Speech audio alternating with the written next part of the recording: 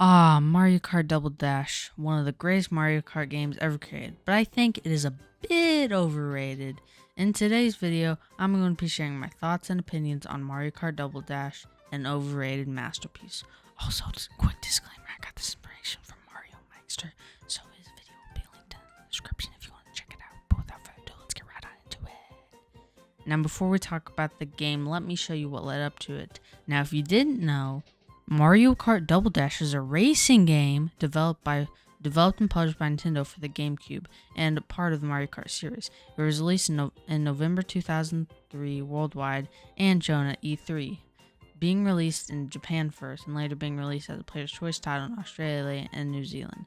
The game, while retaining many aspects of the previous Mario Kart games, such as selecting a Super Mario franchise character as the players drive and the familiar item-based weaponry that the series employs, introduces a feature that is unique to the century in the Mario Kart series: two-person carts, which is sort of illegal, but that doesn't matter, hence the title of the game.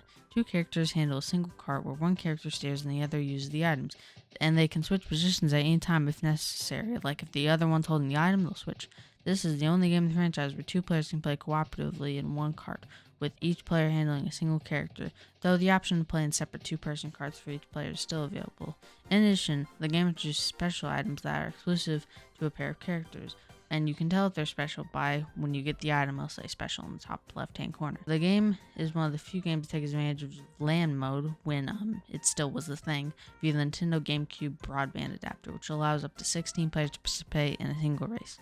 Mario Kart Double Dash is the first Mario Kart game in the series to employ 3D graphics for characters and items, as opposed to Mario Kart 64 used a pre-rendered sprites to display these objects. The game also introduces a larger variety of karts to select from depending on the character's combo weight class, rather than the standard go-kart being the sole vehicle all racers use. This variety of vehicles has been retained in all Mario Kart games since. This is kind of the evolutionary. Now, the menu is pretty basic, not gonna lie. There are records, there are options, and then of course you can go play. Now, you can select up to 4 controllers, but if you're using an emulator like me or have no friends, then you're just gonna pick one. Now, there are a ton of cups, and 5 cups. When you start the game, only 2 are unlocked, I'm pretty sure.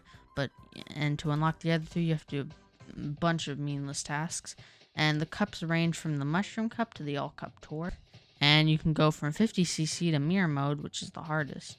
100cc, 150cc, pretty basic stuff. Now the characters, this roster is pretty good, and there are 2 unlockable characters, King Boo and Petey Piranha.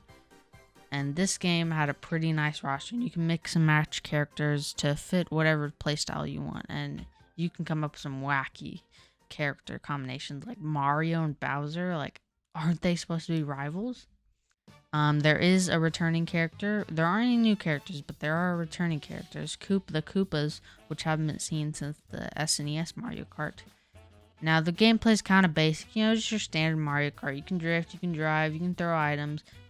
Now, about the items. The items are pretty cool. The chain chomp is the scariest thing I've ever seen. The fake item box is actually the stupidest thing I've ever seen, because who is going to fall for this? Like, I don't think anyone will.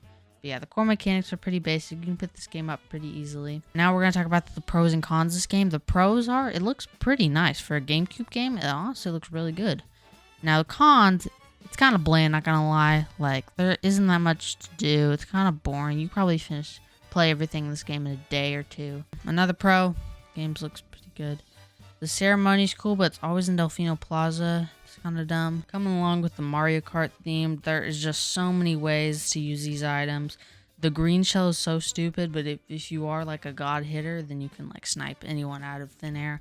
Red shell is broken, and these items can be used in such a way to where you could be first, and at the very end, you could get thrown a ton of items and then just end up in last place. The special items are pretty bland. There's a big banana, a big Koopa shell, which is huge. These items are pretty hard to use, not gonna lie. I suck with them, but to be fair, I suck with most Mario Kart games, so who knows if you're good at this game. Could be pretty fun. Some of my favorite tracks are Daisy's Cruise and DK Summit. Some of the other modes are Time Trial and Battle Mode, which is pretty fun, and co-op is always cool.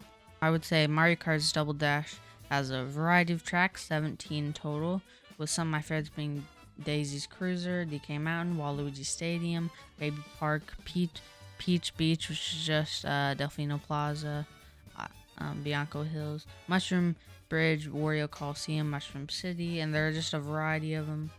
And most of these tracks are actually pretty high quality, not gonna lie. The items are kind of broken in this game. Like, you, with the item boxes, depending on who you are, if you're a Koopa, you get tons of shells, so it's pretty easy to win. It's crazy. The Yoshi eggs are kind of pointless, not gonna lie, but I could just suck with them. Fireballs are pretty cool. This game was just all around pretty good, but I think it gets too much credit. All it really did was just add 2 Kart players, which I have to admit is a pretty big deal, but it's not like that big. Like, it's not that crazy. And the 2 characters, Baby Mario and Luigi, you're letting babies drive, Nintendo? How did the ESRB allow this? Like, can we get some lawyers in here? I don't think that's legal.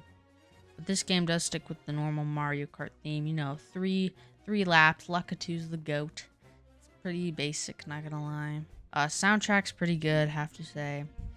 And each carts have their own stats and stuff, so it's a really customizable, great game. And you got the boy, Waluigi. This game did reinvent a ton of stuff. It's the first game to have Toadette as a new character. That's the only new character.